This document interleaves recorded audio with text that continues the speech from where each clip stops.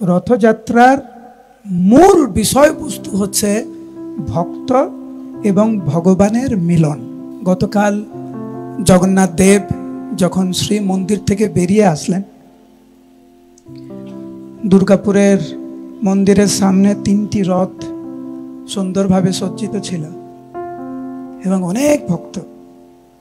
আমি দেখছিলাম জগন্নাথ দেবকে কত সুন্দর করে সাজানো হয়েছে এবং পূজারীরা আপ্রাণ চেষ্টা করছে জগন্নাথ দেব যেন সুন্দরভাবে ওনার রথে অবস্থান করতে পারেন। সেই ব্যাপারে পূজারীরা অনেক সচেতন দেখছি, বিভিন্ন খাবার পানীয় সব সুন্দর করে সাজিয়ে রেখেছে যাতে জগন্নাথ রথে বসেই, উনি তো খেতে ভালোবাসেন, আপনারা সবাই জানেন খেতে ভালোবাসেন, বিভিন্ন পথ বিশেষ করে রথে উনি শুকনো খাবার খান। এইখানে বর্ণনা করা হয়েছে যে এই যে ভক্তের এবং ভগবানের যে অপূর্ব মিলন, এই রথযাত্রা মহোৎসব,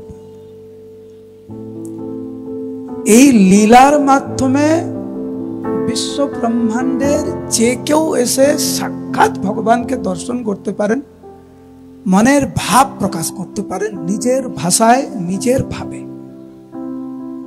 যেখানে কোনো বাদ বিচার নাই। আরতি করতে পারেন, ভোগ লাগাতে পারেন, সবকিছু করতে পারেন। জগন্নাথ পুরীতে তো বিদেশিরা ঢুকতে পারে না, কিন্তু রথের সময় কোনো ভাত বিচার নেই। একজন ভক্ত যেমন বলছেন, হে প্রভু, তোমার অনন্ত রূপ, তোমার অনন্ত নাম, কিন্তু যখন আমি শুনি তোমার নাম হচ্ছে ভক্ত বৎসল, আমি তখন হতাশ হয়ে পড়ি যে তুমি তো তোমার ভক্তদেরকে করুণা করো, কিন্তু হে প্রভু আমি তো ভক্ত না, তাহলে আমার কি হবে? তুমি নন্দনন্দন, তুমি যশোদা নন্দন, কিন্তু আমার কি হবে? হে প্রভু তোমার নাম পতিত পাবন, যখন আমি শুনি তোমার নাম পতিত পাবন তখন আমি হতাশা হয়ে যাই। কেন? কারণ আমি জানি আমি পতিত, কিন্তু আমি মানতে চাই না আমি পতিত। আমরা সবাই বলি না, প্রভু আমি কত পতিত, সত্যিকারে কি আমরা মানি নাকি যে আমরা পতিত?